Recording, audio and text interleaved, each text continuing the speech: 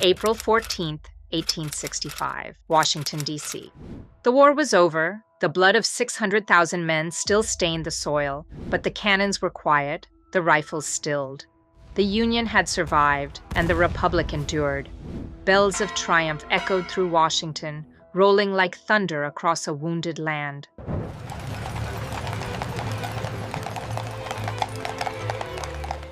At its heart stood President Abraham Lincoln, hollowed by grief, worn thin by war, yet still carrying the weight of mercy in his bones.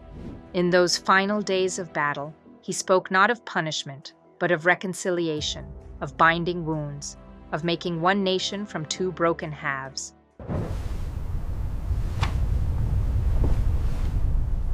That morning, sunlight streamed through tall windows of the cabinet room onto maps folded and set aside. Lincoln spoke quietly, no longer of campaigns or columns of troops, but of how to mend the broken country they had nearly lost. The maps are gone. The war is over. For the first time in years, hope took a seat at the table.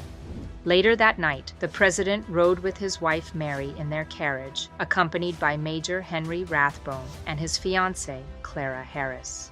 Their destination was Ford's Theater to see the comedy Our American Cousin.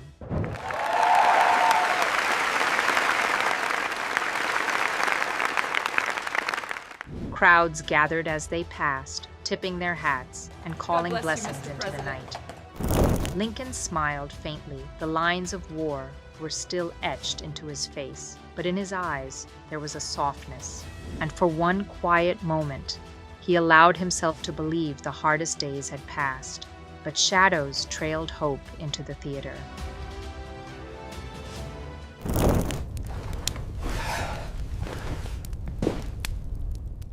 In the wings waited John Wilkes Booth, an actor born for the applause, now consumed by rage, a Confederate loyalist who saw not a president, but a tyrant. He slipped into the box, raised his pistol, and fired.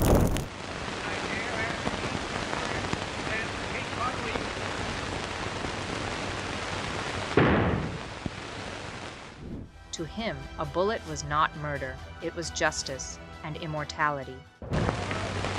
Sic semper tyrannis!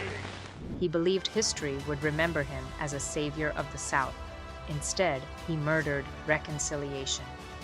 He murdered peace. He murdered a beloved president. Booth never heard from Lincoln. How could he? Fate doesn't allow the dead to answer the living.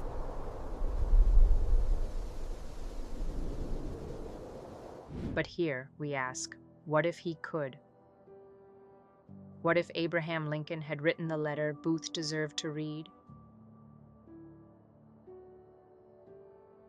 Here, we let Lincoln rise for one final act of his own, not to condemn with the return of gunfire, but to confront with ink.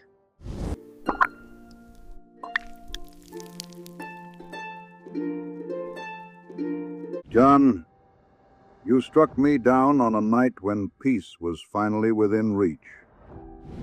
You thought to silence a president, to halt a cause, to cripple a nation by ending the life of one man.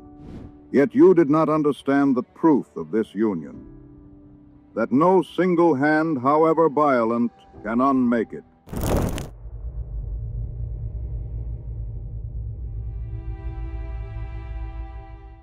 You chose the path of violence, but I must tell you what you will never grasp. History will not record your deed as gallant. It will be remembered as cowardice.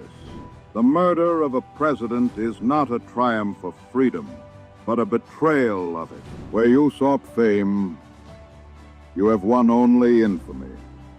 Where you sought honor, you will find only disgrace.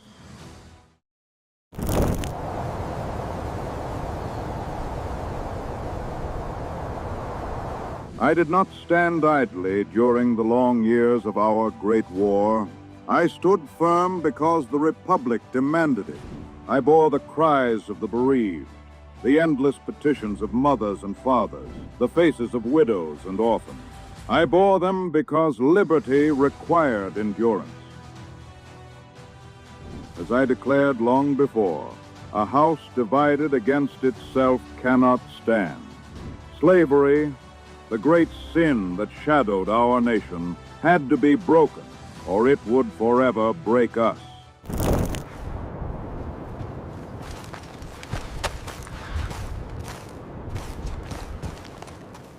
That was the duty I carried, though it weighed upon me more than any mortal should bear.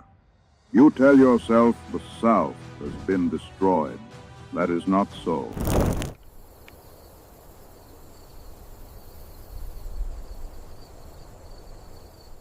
The South will live on, not as a kingdom built on chains, but as part of the Union restored. Its fields will yield harvests again. Its towns will be rebuilt. Its sons and daughters will have futures untainted by the lash. The Union does not seek the South's ruin, but its redemption. I pledged malice toward none and charity for all, and I meant it. Even those who raised arms against us are to be welcomed back, not crushed. That is the work of healing you could have joined had you chosen the nobler course.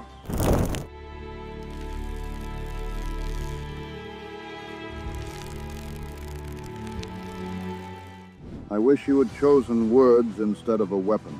I wish you had brought me your grievances, your fears, even your rage, and set them before me as a man does when he seeks to be heard.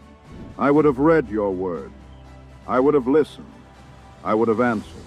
Not with iron, but with intention. But you, John, wish to be remembered as a patriot, a savior of a cause already lost. You thought a pistol shot would preserve the South's honor. You have only made its burden heavier. You will be remembered, yes, but as a warning of what happens when pride and hatred guide a man more than reason or mercy. I sought to preserve this union because within it lies the only hope of freedom for all who dwell here. You sought to break it apart with a single act of murder. The Union will outlast both of us, John.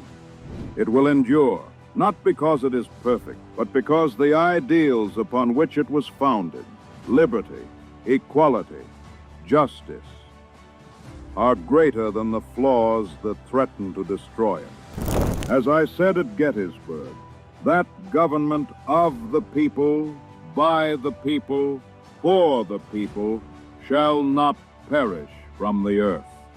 You ended my life, but you did not end the dream of America. That dream belongs not to the assassin, but to the people, and they will carry it forward. History will not honor you, John Wilkes Booth. It will honor the cause of union. A nation bound together in liberty cannot be undone. And yet again, as I pledged in life, so I hold even now, with malice toward none, with charity for all.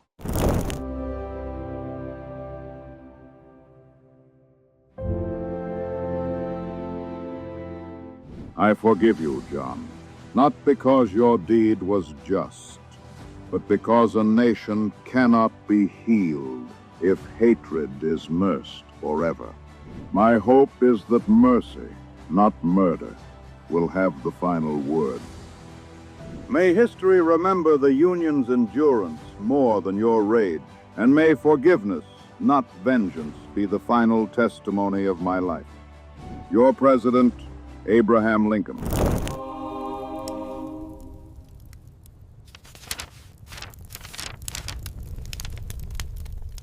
Lincoln endured through the night, clinging to life for 9 long hours, but he never woke again.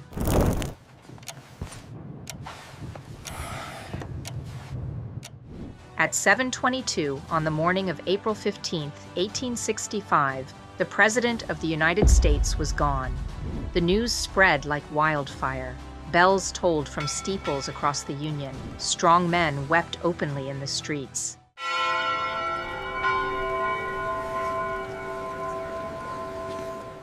Women veiled themselves in mourning black.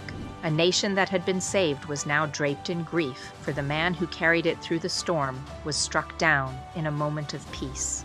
And Booth? The coward ran, through swamps and fields, hiding in thickets and ditches, hunted like an animal.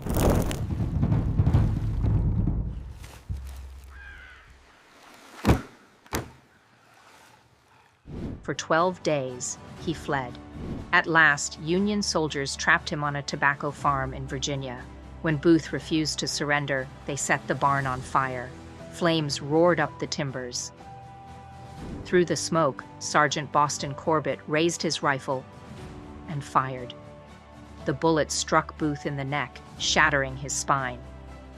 They dragged him from the burning barn, laid him on the porch, and there, paralyzed, his voice failing, he whispered his final words, "Useless, useless." Booth died around 7 a.m. on April 26, 1865, 12 days after assassinating President Abraham Lincoln. His name has been forever stained in blood and shame. Government of the people, by the people, for... Lincoln lives eternal in the nation's soul. One man forgotten in disgrace, the other remembered forever. The letter you've heard is fiction.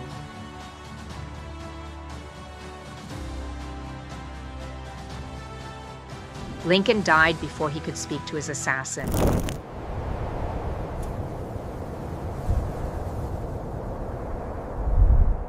And Booth died before he could face his crime. But here, history bends, fiction speaks, and the past and imagination collide. Here, every letter becomes a second chance, because sometimes the words we never say are the ones that change everything.